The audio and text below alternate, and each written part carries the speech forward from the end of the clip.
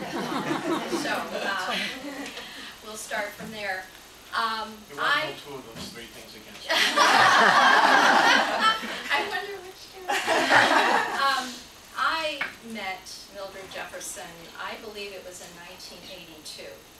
And a neighbor of mine, I was working for the Equal Rights Amendment, a neighbor of mine said to me, you know, Carol, I want you to come to hear Mildred Jefferson. I want you to come to a pro-life event. And I just really, please, I don't want to go there. But after a number of months, she brought me to the University of Rochester, and I heard Mildred Jefferson speak. And I was just blown away. There were so many things that she told me that are so basic that I didn't know because I didn't bother reading or didn't want to know because I didn't like people like you. So I just want to say I'm still a Democrat, still a liberal, and still a feminist. And within all of those contexts, I believe being pro-life is being a true Democrat, being a true liberal, and being a true feminist. Feminists Choosing Life of New York took on a project 5 years ago to renovate the birthplace of Susan B. Anthony. It's in Adams, Massachusetts, which is just a little jump across the border from Troy, New York. It's in the upper western, northwestern corner of Massachusetts. We invite all of you to come. The restoration was done with great zeal and integrity, and the exhibits were completed last year. We had an open house last year, a ribbon cutting ceremony, and we are just about approaching the 3,000 visitor mark. So we invite all of you to come. The Massachusetts Teachers Association came on last Wednesday. We brought here the Opposition to Restalism exhibit, and it is one of about 12 exhibits in the birthplace. This is basically the exhibit that talks about the suffragists' opposition to abortion. It is also discussed in a few other places in the museum. The birthing room where Susan B. Anthony was born. We hang the beautiful quilt, which I believe this group has had before. It's traveled around. It's Elizabeth Cady Stanton's birthplace, depicted in a beautiful textile piece of vintage fabrics. She's raising the flag to announce the birth of her 7th child, Robert. She was proud to be pregnant, unlike at the time, you know, you were supposed to hide yourself in these big flowy clothes and not let anybody know that you were pregnant. She was so proud that she gave birth to this child, and she raised a flag in front of the home to announce the birth. We have the journaling, her beautiful journaling along the side of the quilt, and it basically is her wonderful quote that says, if we as women do not want to be treated as property, we cannot destroy our children as property as we see fit. So that really ties in the early suffragist message with what we're talking about today. Children cannot be property. We women are not property. So they had it all together back then. It was a 72-year struggle to pass the 19th Amendment, which is the Susan B. Anthony Amendment.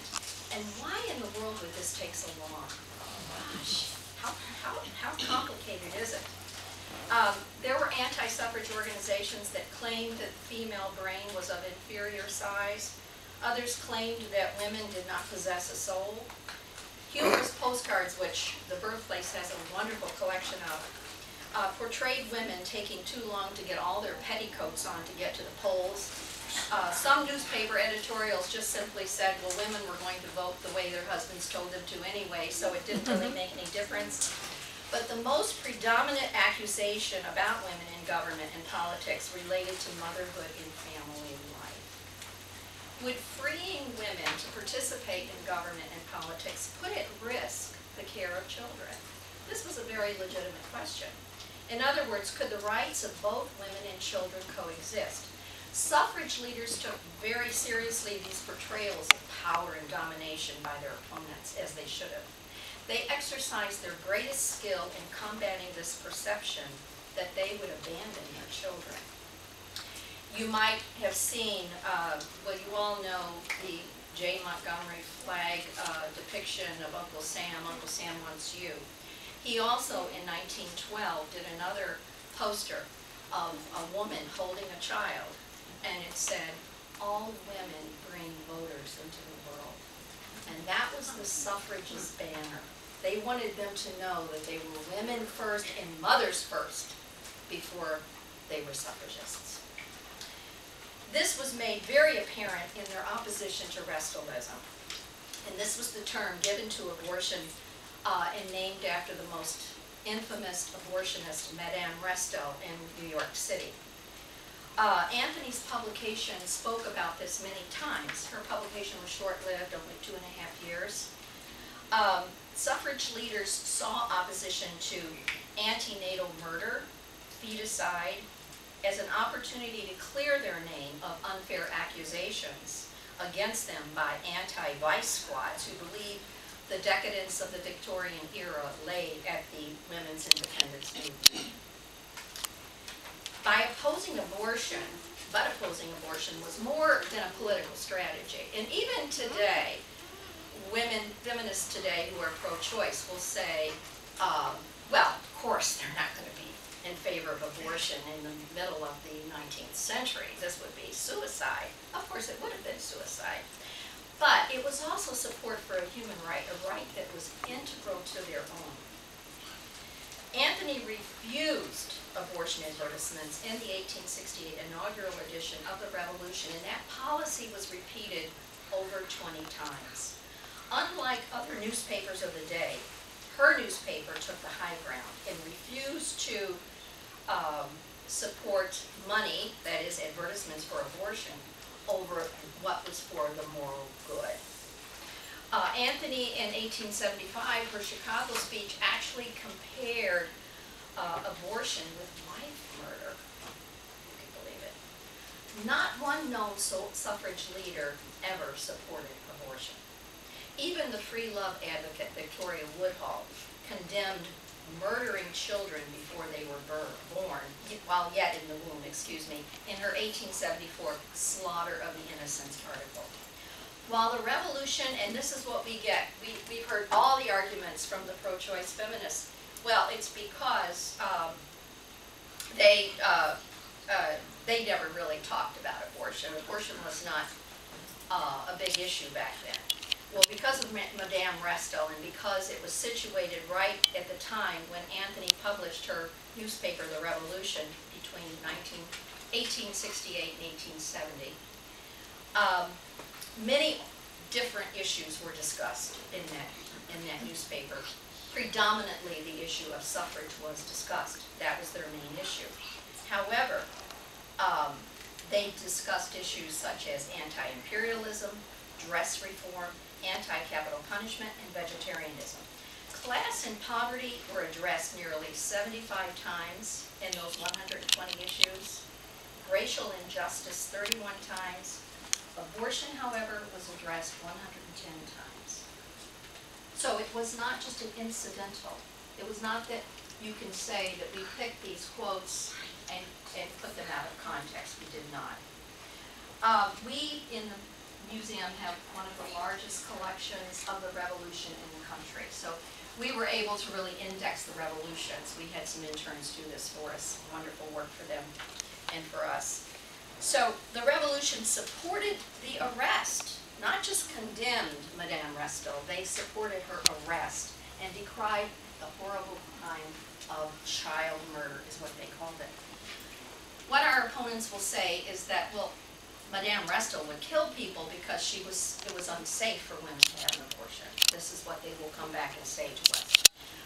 Certainly, abortion was unsafe for women, but the newspaper's letters, articles, and editorials focused instead on the death of the child. They called it feticide, they called it prenatal murder, and infanticide.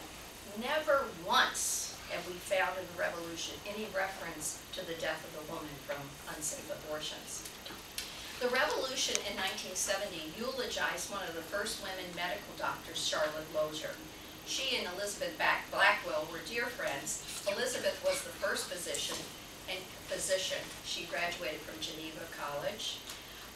She became a physician to redeem the hells, the gross perversion of the destruction of motherhood, and the dishonorable trade of women abortionists. We have that up on our wall.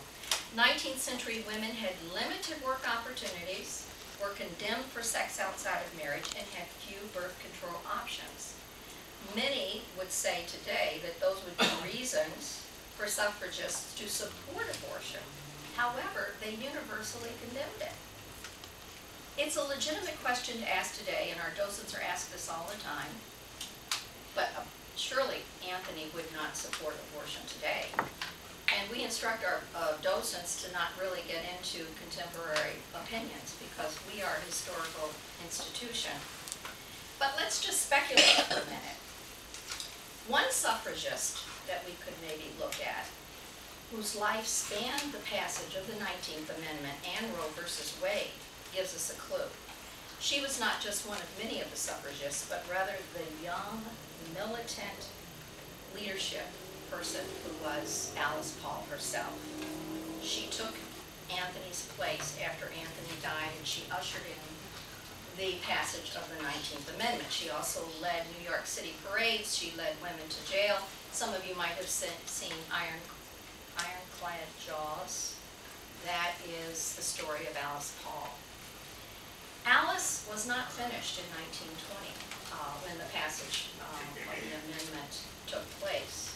She was very young. She was in her early 20s.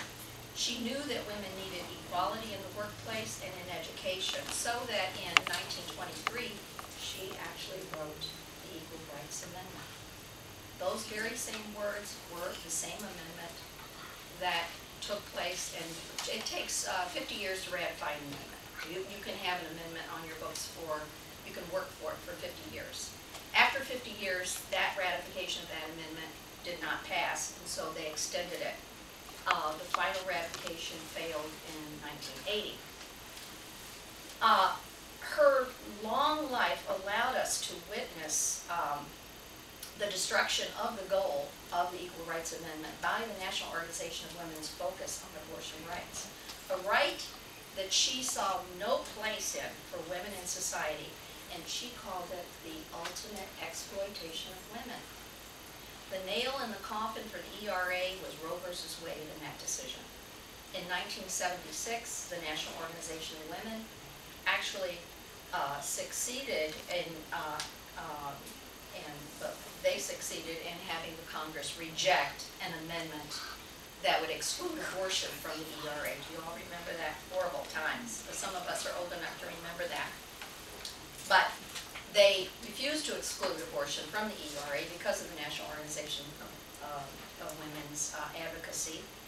And we know the end story. Actually, 8 states immediately after that had ratified the ERA rescinded their ratification. So it was dead. Roe versus Wade killed the ERA. And Alice Paul predicted it. She actually died in 1976.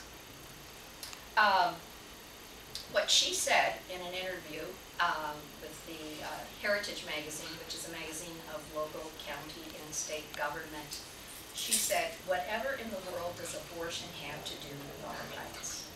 Whatever in the world does abortion have to do with our rights?" Today, abortion availability decreases society's responsibility to the needs of women and their children. Women who choose to be left alone with their abortion decision make it easy on society to just simply leave them alone. I believe Anthony would have agreed with Alice Paul. Abortion does not advance our rights, but rather